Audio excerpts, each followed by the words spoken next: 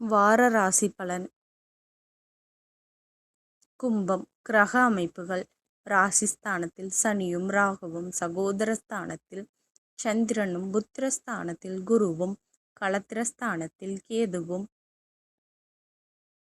போகஸ்தானத்தில் சூரியனும் செவ்வாயும் சுக்கிரனும் புதனும் இருக்கின்றார்கள். சந்திரன் இந்த வாரம் மேஷம், ரிஷபம், மிதுனம் மற்றும் கடகம் ராசியில் சஞ்சாரம் செய்ய இருக்கின்றார். பலன்கள்.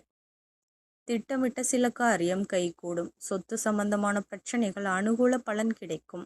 மாணவர்கள் விளையாட்டு சார்ந்த செயல்பாடுகளில் ஆர்வம் உண்டாகும். இளைய உடன் பிறந்தவர்கள் ஆதரவாக செயல்படுவார்கள். மனதில் இனம் புரியாத சில தேடல் உண்டாகும். வாகன மாற்றம் சிந்தனை மேம்படும். புதிய வியாபாரம் சார்ந்த ஆலோசனை கிடைக்கும். உறவுகள் வழியில் ஒத்துழைப்பு ஏற்படும். பூர்வீக சொத்துக்களால் அனுகூலமான சூழல் ஏற்படும். உடனிருப்பவர்கள் இடத்தில் தேவையற்ற விவாதங்களை தவிர்க்கவும்.